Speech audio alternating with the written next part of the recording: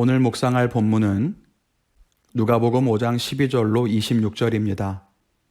먼저 말씀을 읽도록 하겠습니다. 성경책을 읽으셔도 좋고 영상에 올려드린 말씀을 읽으셔도 좋습니다. 잠깐 영상을 멈추시고 말씀을 읽으신 후에 묵상을 이어가도록 하겠습니다. 오늘 읽은 본문에는 두 개의 치유 기사가 들어 있습니다. 하나는 온몸에 나병 들린 사람이 예수님을 만나 깨끗하게 된 것이고, 다른 하나는 중풍병자를 사람들이 침상에 메고 와서 지붕에 기와를 벗기고 예수님 앞에 내려서 고침받은 이야기죠. 오늘 두 개의 치유 기사를 보면서 병 고침받는 두 가지 조건에 대해서 묵상해 보도록 하겠습니다. 첫째는 하나님의 뜻을 구하라는 겁니다. 오늘 예수님 앞에 나온 나병 환자가 예수님께 이야기를 합니다. 그런데 그 말이 보통의 경우와는 조금 다릅니다. 대부분 예수님 앞에 나온 환자는 예수님 내 병을 고쳐주세요. 예수님 도와주세요. 그렇게 간구하는데 이 사람은 다르게 말합니다. 그가 하는 말이 주여 원하시면 나를 깨끗하게 하실 수 있나이다 라고 말합니다. 여기에는 자기의 형편보다, 자기의 바람보다 예수님의 뜻이 더 중요하다는 의미가 담겨 있는 것 같습니다. 내가 힘들고 아픈 것은 사실입니다. 내가 낫기를 원하는 것도 사실입니다. 그러나 그것보다 더 중요한 것은 예수님의 뜻이라고 하는 거죠.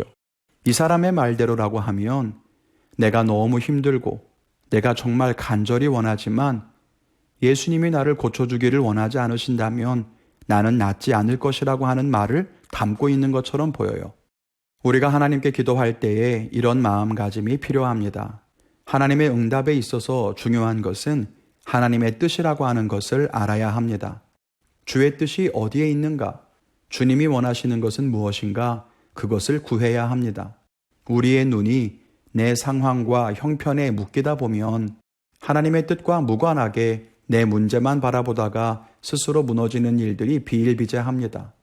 왜 하나님은 내 기도에 응답하지 않으실까? 하나님의 침묵에 인내하지 못하고 믿음이 흔들리게 되는 거죠. 그러므로 우리가 기도할 때에 먼저 하나님의 뜻을 구하며 기도해야 합니다. 하나님께 구하기만 하는 기도가 아니라 하나님의 뜻을 구하며 묻는 기도를 할 수 있어야 합니다. 하나님의 뜻을 구하라라고 하는 말 속에는 두 가지, 다시 세밀한 인도하심을 구해야 하는데요. 첫째는 하나님의 뜻이 이루어지는 때이고, 둘째는 하나님의 뜻이 이루어지는 방법입니다. 이 두 가지는 우리가 온전히 하나님께 맡겨야 하는 하나님의 뜻 안에 있습니다. 오늘 나병 환자가 예수님께 말하기를 예수님께서 원하시면 저를 깨끗하게 하실 수 있습니다 라고 했습니다. 예수님께서 나는 네가 낫기를 원한다 라고 말씀하셨다 하더라도 그 때와 방법은 우리의 생각과 다를 수 있다는 거예요.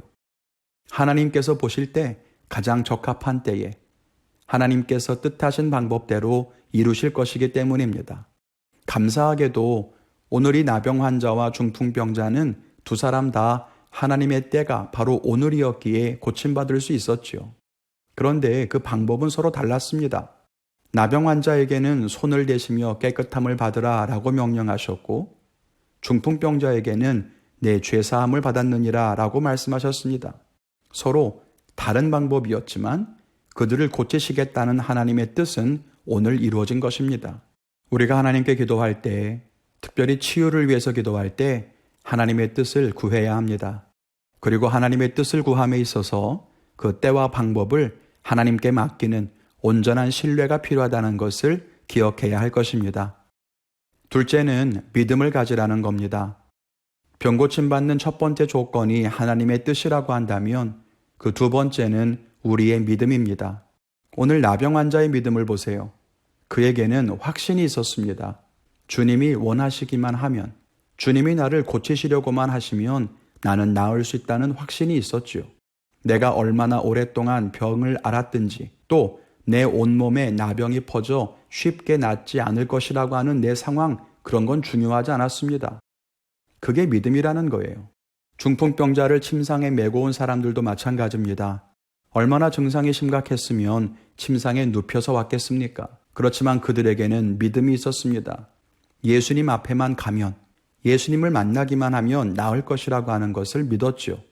그랬기 때문에 사람들이 많아서 앞으로 나아갈 수 없자 지붕을 뚫고서 침상을 내린 거 아니겠습니까?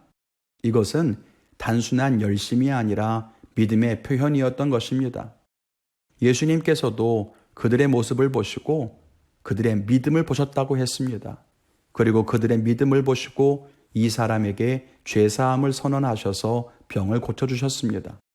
병 고침을 위해서 기도할 때 우리에게는 믿음이 필요합니다. 우리는 흔히 낫고 싶다는 간절함을 믿음이라고 착각합니다. 그러나 그것은 전혀 다른 겁니다. 낫고 싶다. 주님이 고쳐주셨으면 좋겠다. 이런 마음은 믿음이 아닙니다. 믿음은 주님이라면 고치실 수 있다는 것을 확신하는 겁니다. 낫고 싶다는 바람은 큰데 믿음이 적은 경우도 많습니다. 낫고 싶어서 늘 주님 앞에 나오고 항상 주님께 부르짖는 것처럼 보이지만 정작 믿음이 없는 경우도 있습니다.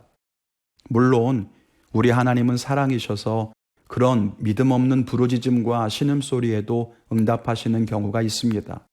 하지만 분명한 믿음을 가지고 나아간다면 보다 은혜에 가까워지지 않을까요? 내 바람과 내 소망을 키우는 것이 아니라 우리의 믿음을 키워야 합니다. 예수님이 누구이신가를 알고 그분의 능력과 권세를 인정하고 그분의 말씀을 진리로 붙들어야 합니다. 그럴 때 우리는 믿음의 역사를 보게 될 것입니다. 오늘 말씀을 묵상하면서 저는 우리 교회 환우들 생각이 많이 났습니다. 늘 기도할 때마다 기도하고는 있지만 다시 한번 하나님의 뜻과 우리의 믿음을 위해서 기도해야겠다는 생각을 하게 됩니다. 그리고 오늘 환우들을 위해 다시 한번 간절히 기도하려고 합니다. 여러분들은 어떤 깨달음과 어떤 결단을 가지셨습니까? 오늘도 그 말씀을 따라 승리하시기를 기도합니다. 주님의 은혜로 하나님의 뜻과 믿음이 만나 아름다운 역사를 이루는 그런 복된 하루를 사시기를 주님의 이름으로 축원을 드립니다.